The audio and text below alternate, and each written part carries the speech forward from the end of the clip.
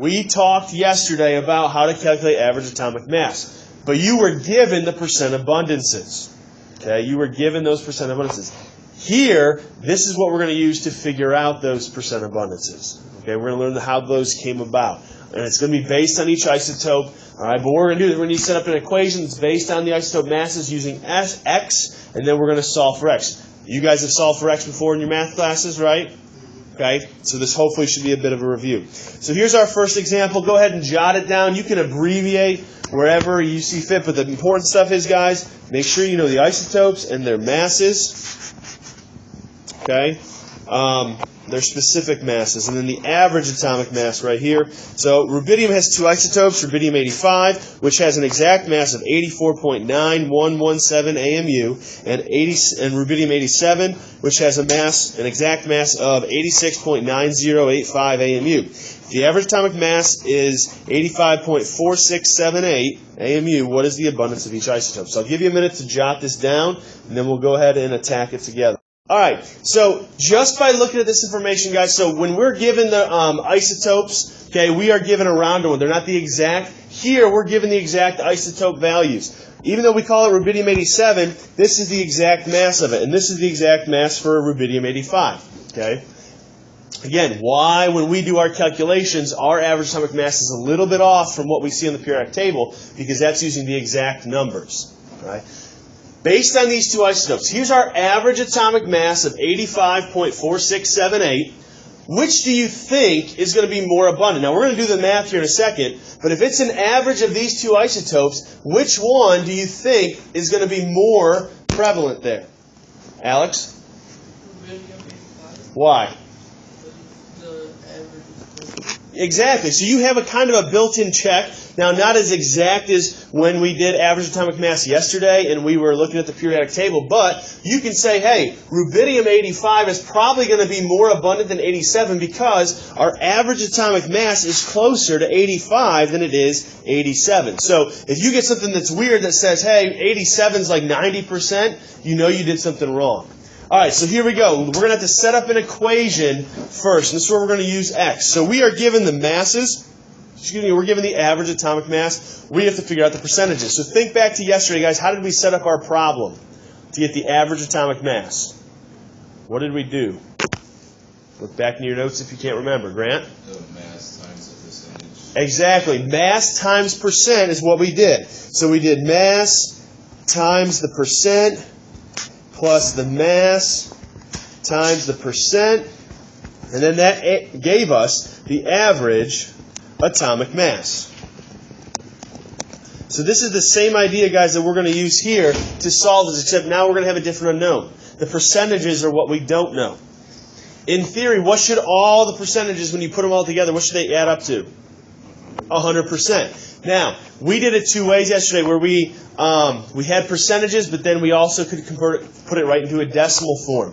If we went to decimal, guys, what would be the number that they should add up to? 1, okay? So that's what we're going to use here today is 1, and you'll see how I mean, or what I mean by that in just a second. So here we go. We're going to take our first mass. We had rubidium-85, all right, and that mass was 84.9117, okay? So what we want to do is we're going to set up a little chart here before we just start plugging it in to stay organized. So we've got rubidium-85 and we've got rubidium-87. Okay. This mass here is going to be 84.9117 and the mass here is 86.9085. That's our important information. Okay. Now, for the percentages, we have to identify one as x, and then the other one, we're going to subtract that from 1, meaning 100%. So let's say, this was the first one I got. I'm going to say let x equal the percent for 85, rubidium-85. Then, my percent that I'm going to represent for rubidium-87 is going to be 1 minus x. Because think about it. If we have two isotopes, what do they all have to add up to? 100, or 1. Okay? So if we're going to say x is one of those, if we subtract that from 1, it should make sense that, hey, we can just say that same statement. You with me so far? If you're not, I think you'll get it as we go along, okay? I know it's confusing. It's a little bit new. Now, just a little side note, guys, you're never going to have a problem where you have more than 2 isotopes in this class. Okay? You're only going to have 2 because if you had more than that, then it would get really, really complex very quickly. All right, so now why I did that was now when I go to plug it in, I've got to say, okay, what's this percent going to be? Because that's what I'm looking for. So we said rubidium-85, we're going to let that be X. So I'm going to put X here in this parenthesis. Okay, I'm going to start plugging in what I have, plus my other mass, 86.9085. Now, what am I going to plug in for this percent here? 1 minus X. Good. We're starting to set up that equation. Now, what's it going to all be equal to? What's it all going? Where are we going to set all of this equal to? Garrett? 85.4678. Yeah, why is that? Because that's our average atomic mass. 4678. There it is. So all I've done here, just to recap, is I've taken my isotope mass multiplied by the percent. Now we're looking for the percent abundance here, so we said, hey, we're going to let that be X. Then I took the other isotope mass, and I said this is going to be 1 minus X because I've already defined X to go with this rubidium-85 isotope. So now I'm just going to subtract that percent out from 100, or 1, because we're going to make it a decimal. And then it's all set equal to the average atomic mass. Okay? Now we'll go ahead and just solve our equation. We're going to solve for X. So we got to distribute all of our numbers out. So we've got 84.9117X plus, now this is where it gets a little bit dicey. You do a little bit more work. Remember, when we have 2 things in a parentheses, how do we clear the parentheses? Joe? Yeah, we got to distribute. So we distribute to the 1 and we distribute to the X as well. You tracking with me? That part at least? Okay. So, let's go ahead and do this. Now we're going to have 86.9085 minus 86.9085X. And it's still going to be equal to 85.4678. All right. So now, guys, what do we do to get X by itself? What's the first thing we should do? Bueller? Garrett? Subtract the 86. Right, so combine like terms. We're going to subtract out this 86.9085 from both sides. Okay. And then combine like terms. Well, you can do that all in one step, guys. This is going to combine with this as well. So do that math for me. Somebody do the X's together, 84.9117 minus 86.9085. And somebody else do the other one that we have over here on the right side for me. You guys got calculators? Plug it in. X is negative 1.9968. So negative, what did you say, 1? 0.99. All right, so we got on the left side, negative 1.9968x. And then on the right side, somebody different. Hopefully somebody else did that. Garrett? Negative 1.4407. Okay. Now how do we solve for x? Divide by 1. Exactly. We're going to divide over here. Negative 1.9968. Negative 1.99. Good thing we divided by, we had negative on both sides. All right. Because we got rid of that. Can we have a negative percent, folks? No, we can't. Now I ran out of space. Now I'm not going to draw some more this time. I'm just going to put X up here at the top. Okay? So what does X equal? When we take negative 1.4407 divided by negative 1.9968, what do we get for X? 0.7215. All right, now that's X. Are we done with the problem? No, because we got to solve for what? We got this one right here. We found that rubidium-85, we've got that percentage. We'll make it a percent in just a second. But we also got to figure out 1 minus X. So 1 minus 0.7215 is going to equal what?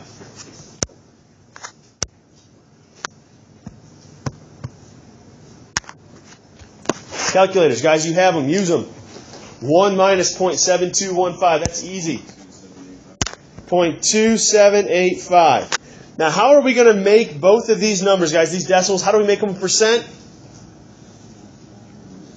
multiply by 100. That's all we got to do. So really we have 72.15% here, and that's going to be the percent abundance for rubidium 85.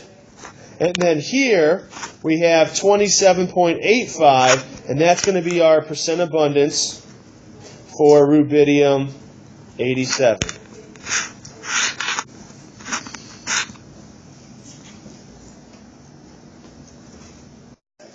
All right, so first thing, guys, new problem.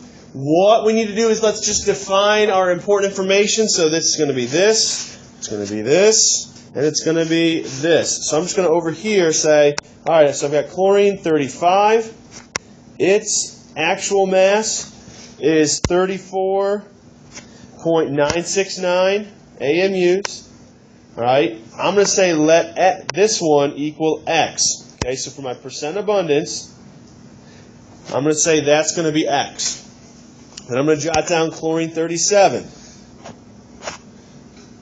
Its actual mass is 36.966, and I'm going to say that's going to be 1 minus X. So now I can go ahead and set up my skeleton equation. So how do I do that? I need to take what times what? Question? Why is it y minus x? That's a great question. So why is it 1 minus X? So X is our percent abundance, right? When we have, or however many isotopes we have, think about it. What percent do they have to add up to? 100%, right? Because that's your total. So think about it. We're working with decimals here. So it adds up to 1 when it's a decimal instead of 100%. Instead of 100, it's 1 because we're working in decimals. Does that make sense? So what we're doing is we're subtracting out. If we're saying that the isotope 35, chlorine 35, is X, that percent, to get the other percent, we got to just subtract it from the 100% that it totals up to. Make sense? Is that what was confusing you with the last problem? Part of it? Okay. Well, we cleared up part of it. That's great. So think about it, guys. We got to take the isotope mass times the percent plus the mass times the percent equals the average atomic mass. So here we've got chlorine 35. So we got 34.969 multiplied. What did we say its percent was going to be? X. Yeah, that's right.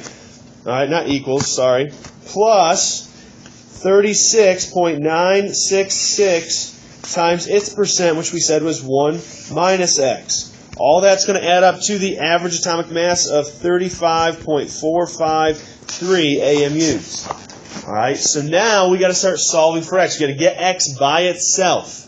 Start to work to get it by itself. So the first thing, we've got to distribute it out in both pieces.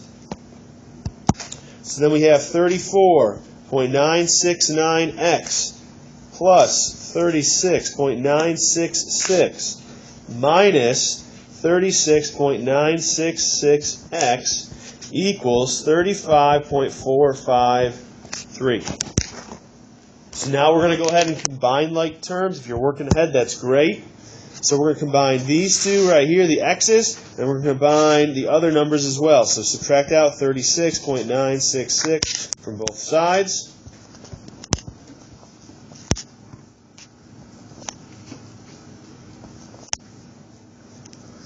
Who can tell me what they got for their X's on the left-hand side when you subtract those out? Should be negative almost 2.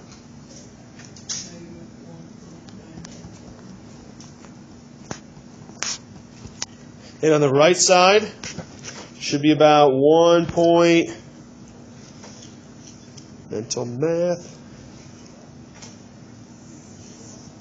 513. Oh, look at that. I did it mentally. Mental math isn't dead, but it's a negative there too. So then we're going to divide by negative 1.997 from both sides.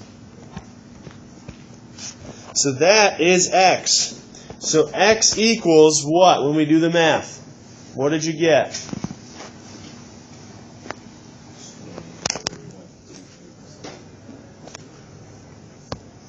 Double check that math. Negative 1.513. You gave me, I think, 1 minus X. Anybody, guys? Somebody? You guys have calculators. Do it. 0.7576. 0.7576. If we make that a percent, what do we get?